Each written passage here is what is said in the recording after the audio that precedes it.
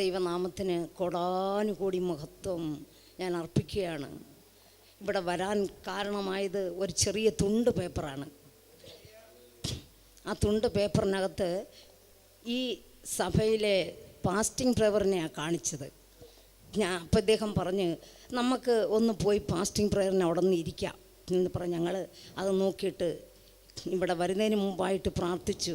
ഞങ്ങളുടെ വിളിവിച്ചിട്ടും അനുഗ്രഹിച്ചിട്ടും അല്ലാതെ ഞങ്ങളിവിടുന്ന് പോകത്തില്ലെന്ന് പറഞ്ഞാൽ ഇവിടെ വന്നത്.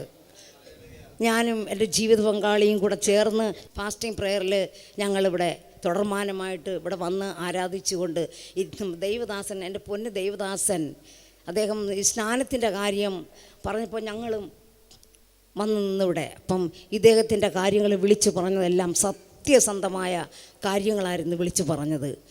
ഇന്നലെ വിളിച്ചു പറഞ്ഞതും അതും 100% സത്യമുള്ള കാര്യം.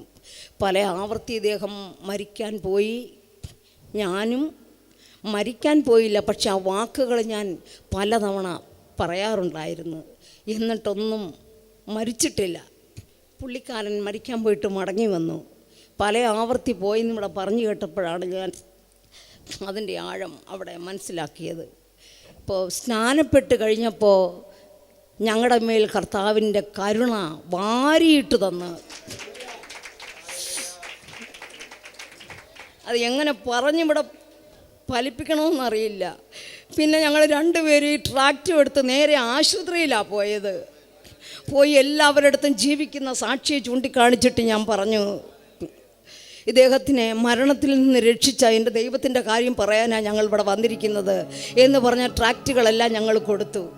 എന്നിട്ട് മടങ്ങി വീട്ടിലേക്ക് പോയി പ്രാർത്ഥിച്ചും കൊണ്ടിരുന്നു. ഇന്നലെ ഇവിടെ ദൈവദാസൻ ഇവിടെ പ്രാർത്ഥനയിൽ ഇദ്ദേഹത്തിനെ എഴുന്നേൽപ്പിച്ച് വിളിച്ച് ഓരോ കാര്യങ്ങളും പറഞ്ഞത് ഞാനും അവിടെ കേട്ടുകൊണ്ടിരുന്നു. ആ സന്ദർഭത്തിൽ ഇവിടുന്ന് ആരോ ഇറങ്ങി എൻ്റെ ദൈവദാസൻ്റെ അടുത്തോട്ട് പോകുന്നത് പോലെ എനിക്ക് ഫീൽ ചെയ്ത് ഞാൻ അപ്പോഴേ ഫോണും അവിടെ എടുത്തെറിഞ്ഞിട്ട് ഇവിടെ ഓടി വരാനൊരു പ്രധാന കാരണമുണ്ട്. വെറുതെ വന്നതല്ല. ദൈവത്തിൻ്റെ ഹിതത്തിന് ഞങ്ങൾ ഇതേവരെ നിന്നിട്ടില്ല, ഞങ്ങൾക്ക് നിൽക്കാൻ കഴിഞ്ഞിട്ടുമില്ല. അതിന് വന്ന് മാപ്പപേക്ഷിക്കുകയായിരുന്നു.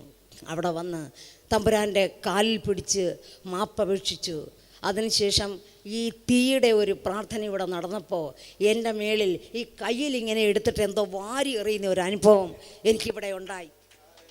അങ്ങനെ ഇരിക്കുമ്പോൾ ഞാൻ കണ്ണിനകത്ത് കാണുക, ഇവിടെ ഒരു 3-4 സിസ്റ്റർമാർ ഇവിടെ ഇങ്ങനെ നിൽക്കുന്നു. അവരുടെ മുതുകിൽ ഈ സ്ക്വയറിൻ്റെ കട്ട പോലെ ഒരു 3-4 കട്ട ഇങ്ങനെ കാണിക്കുന്നു. പിന്നെ ഒരു സിസ്റ്ററിൻ്റെ ചുരിദാറിൻ്റെ ഈ പുറകിലും ഒരു കട്ട ഇങ്ങനെ കാണിച്ച് അല്പസമയം കഴിഞ്ഞപ്പോൾ അത് പിന്നെ കണ്ടില്ല. ആ കാണാത്ത ഒരു അനുഭവം. ഇതെല്ലാത്തിനും കാരണം ദൈവദാസൻ്റെ പ്രാർത്ഥനയാണ്. ദൈവദാസൻ്റെ കുടുംബവും ആയുരാരോഗ്യ സൗഖ്യത്തോടെ ഇരിപ്പാൻ ഞാൻ കൃപ ചെയ്യട്ടെ. ഞങ്ങൾ ജീവിത അന്ത്യത്തോളവും ദൈവദാസനോടൊപ്പം നിൽക്കുവാൻ ദൈവം ഞങ്ങൾക്കും കൃപ ചെയ്യട്ടെ. നന്ദിയോടെ വാഴ്ത്തുന്നു. ഹല്ലേലൂയ.